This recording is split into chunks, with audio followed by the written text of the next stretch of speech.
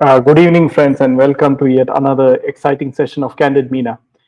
And today, a lot of things are happening, outside India as well. As we all know that Israel has done a lot of airstrikes in Lebanon. So apparently, according to certain reports, the Hezbollah leader Hassan Nasrallah, has been eliminated.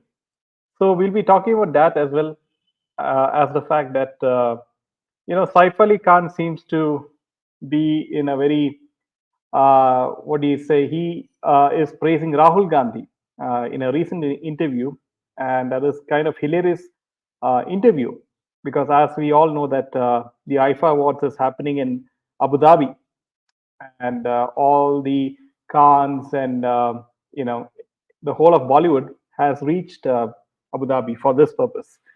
So coming to the first piece of news, friends, and this is what is in the news all over is Hassan Nasrallah, the Hezbollah leader. Now, what about him? So Israel continued, a lot of airstrikes on Hezbollah's key strongholds in southern Beirut in Lebanon. And these strikes began last night in the heart of Beirut, and it sent the city into fear and chaos. Apparently, the target of these attacks were alleged Hezbollah strongholds scattered throughout Lebanon, and according to Israeli television networks, Hezbollah's leader Hassan Nasrallah was the primary target. Now, according to other reports, Hassan Nasrallah was, fine even after the airstrikes. But there is other sources saying that he has been eliminated because of the airstrikes. So now you can one thing is for sure, friends, that Israel is taking it very hard against Palestine, Hezbollah, and so Hamas. So apparently, you can see that just recently Israel carried out the device attack targeting Hezbollah, by concealing explosives inside the batteries of pagers, and that went into chaos. So who would have thought that pagers would explode?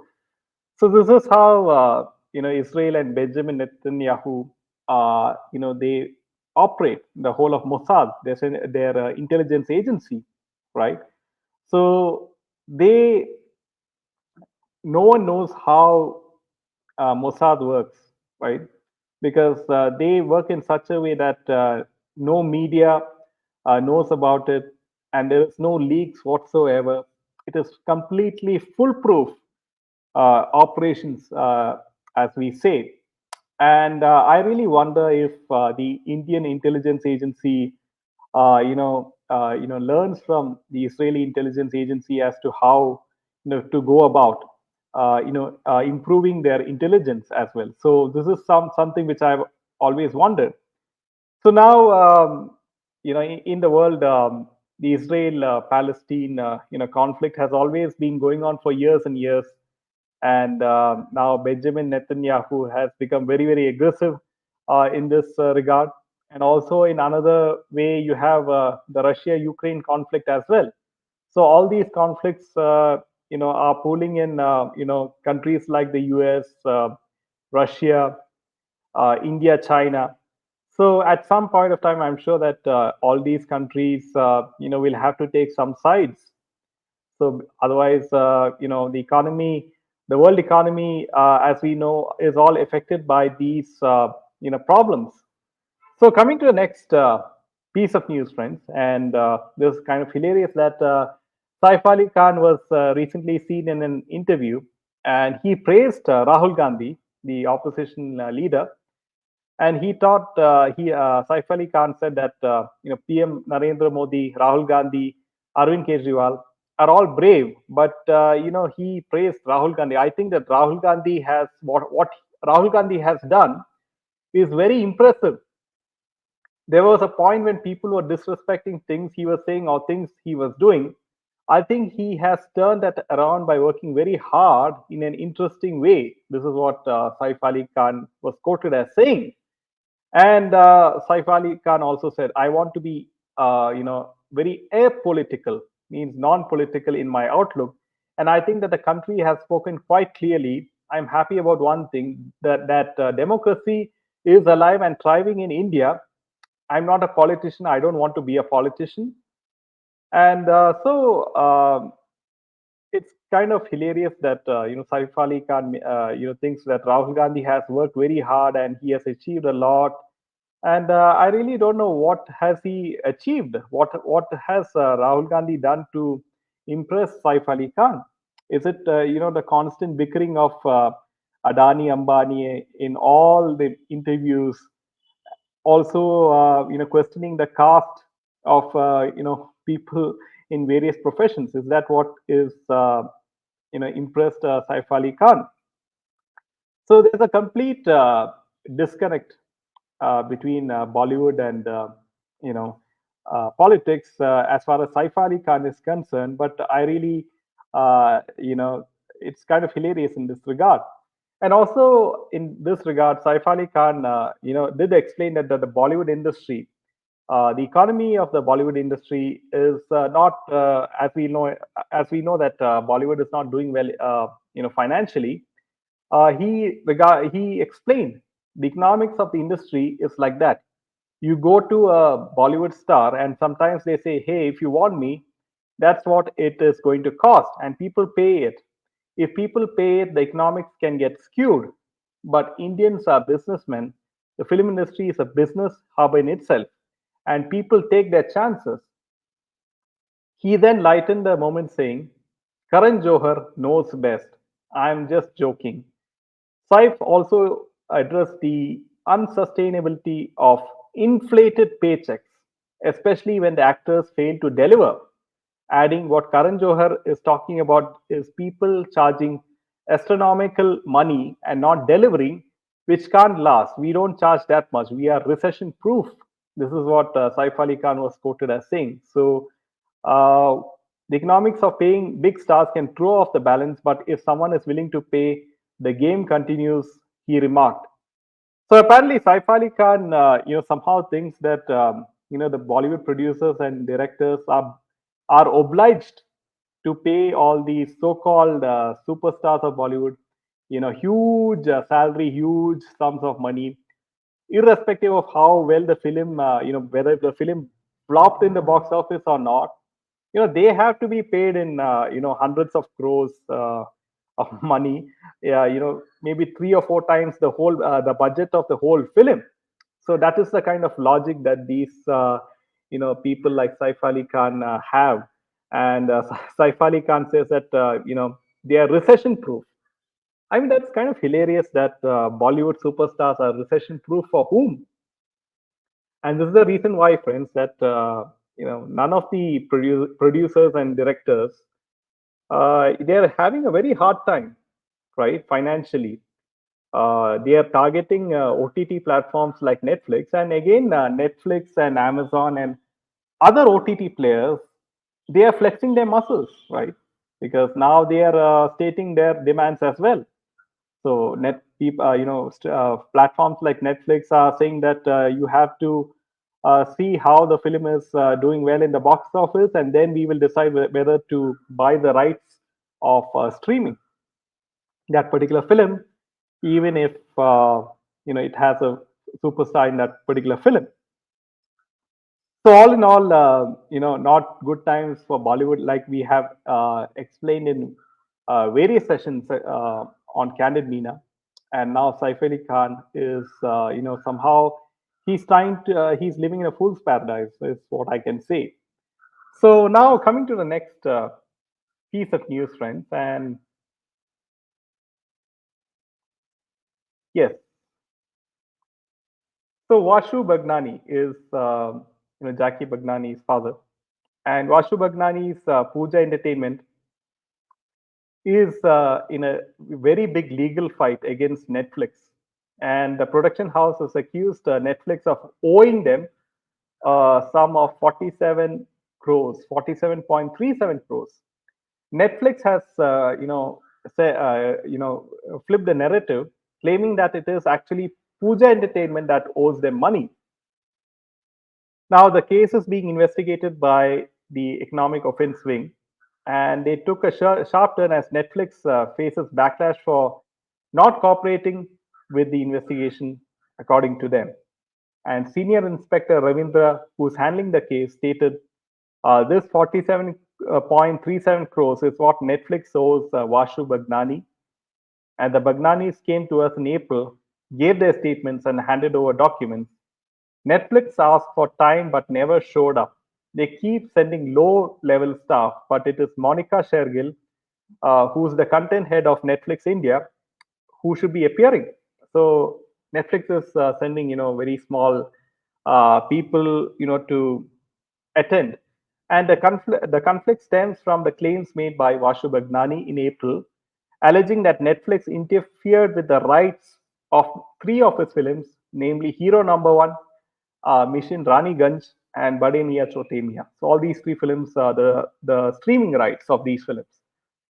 Now, along with the streaming giant, Bagnani also named two companies, Los Gatos Production Services India and Zoo Digital India, in the complaint.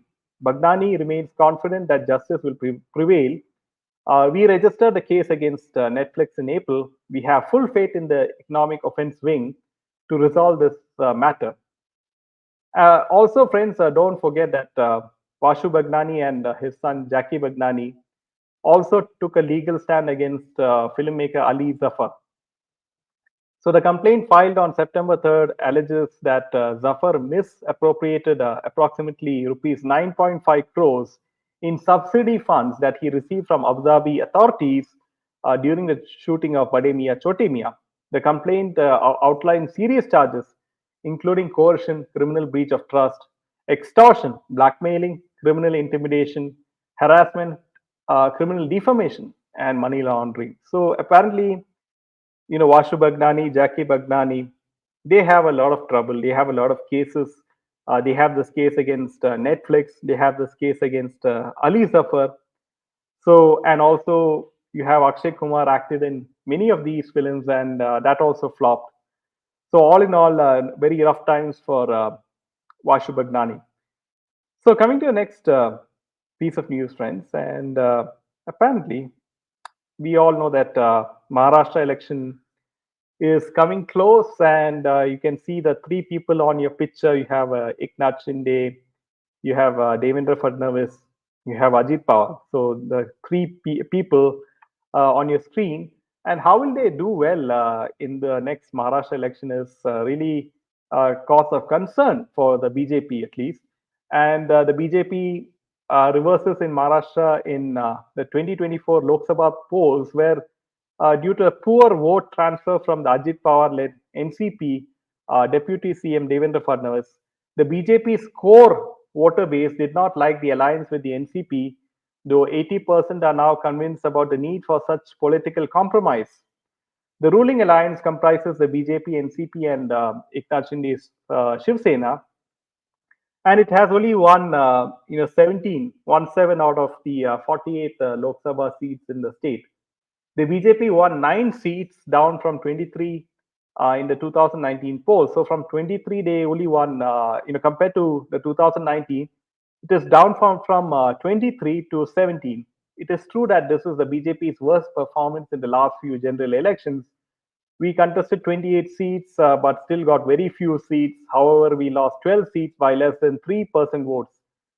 So I really understand that this BJP Maharashtra government, they're not doing things right. They're just not taking any action in the Sushant Singh Rajput case. They make all these sorts of promises that they formed an SIT team to investigate the Disha Salian case. What did they do with the Palgar Sadhu case? Nothing. What did they do with the SSR case? Did they ask any questions to the CBI? Are they listening to the people of Maharashtra as to what they want? So all these are cause of concerns as the election is nearing in, and also you have Aditya Thackeray and Uddhav Thackeray and the whole of Mahavikas Aghadi. They are trying to come back very strongly. So the people of Maharashtra, they will have to think with a clear mind before going to vote, and they know that during the MVA regime, the kind of rule that was seen in Maharashtra, it was very shocking. You had Arnab Goswami being locked up, and also the Palgar Sadhu's case and the SSR case. So going forward, during before the election, the Maharashtra people will have to really think as to how who they are going to vote for this time, or will they vote at all? So also, friends, things are not looking good for Siddaramaya in Karnataka. So we will have to wait and see how things go forward. Who will how the CM of who will be the CM of Karnataka if something happens, and how is DK Shiv Kumar? What does he think of all this Mudda scam, right? So all in all, some testing times for Congress party in Karnataka, and also going forward.